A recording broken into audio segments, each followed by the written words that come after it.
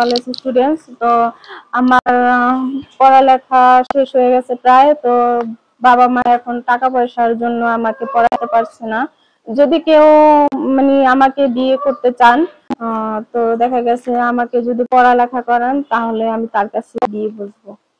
আচ্ছা আপু, আপনি জি। কেন এইরকম একটা সিদ্ধান্ত নিলেন যে বিয়ে করে পড়বেন? না ভাইয়া, দেখা গেছে যে আমি চাচ্ছি যে আমি একটা চাকরি বাকরি করবো পড়ালেখা শেষ করে। তো এই জন্য আর কি চাচ্ছি কেউ যদি আমাকে বিয়ে করে তাহলে দেখা গেছে পড়ালেখা করাবে। তো এমন একজন লোক চাচ্ছি আমি। আপনার সংসারে কে কে আছেন? সংসারে মা বাবা ভাই বোন আছেন। আপনার বাড়ি কোথায়? আমার দেশের বাড়ি শরীয়তপুর। শরীয়তপুর। জি। তো আপনি হঠাৎ করে এই প্রতিবেদনে আসলেন কেন?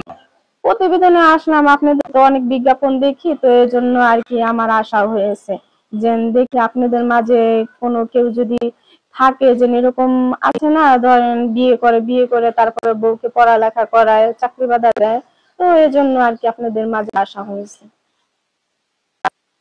ও আচ্ছা, তো আপনার শিক্ষাগত যোগ্যতা দেখে আপনাকে যদি বিয়ে কোনো ছেলে, বিবাহিত না অবিবাহিত, এরকম কোনো ছেলে যদি আপনাকে বিয়ে করতেছে তাহলে আপনি কেমনি কি করবেন?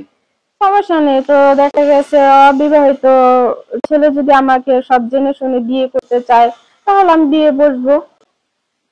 না, সে যদি একটা বিবাহিত ছেলে হয় তখন আপনি সেই ক্ষেত্রে কি করবেন? বিবাহিত ছেলে হলে সমস্যা নেই, সে যদি আমার সব ব্যাকগ্রাউন্ড জেনে শুনে বিয়ে করে তো চায় তাহলে আমি তাকেই বিয়ে করবো। তাকে বিয়ে করবেন? জি।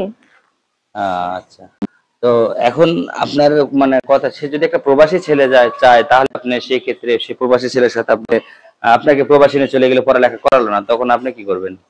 না, আমার তো ইচ্ছা আছে পড়ালেখা করার জন্য। এখন আমার প্রবাসে থাক বা দেশে বাংলাদেশে থাক কোনো সমস্যা নেই। তো সে যদি বলে যে না পড়ালেখা করাবো না, ঠিক আছে, তাহলে আমার কোনো আপত্তি নেই। কারণ স্বামী তো বুঝবে এই জিনিসগুলা। যে না, আমার যেহেতু মনে একটা আশা আছে, স্বামী যদি না বুঝে যে না আমার বউর মনের আশাটা আমি পূর্ণ করি তাহলে তার হয় না। আর কিছু করার নেই যে স্বামীও যদি পড়ালেখা না করায়, বুঝছেন। তো ঠিক আছে, তাহলে জি। আপনি এরকম একটা মানুষ চাচ্ছেন, তাহলে সেই ক্ষেত্রে আপনার দর্শক বা তাদের সামনে আপনি কিছু একটা বলার থাকলে বলেন। হ্যাঁ, দর্শকদেরকে বলবো, দেখা গেছে যে আমি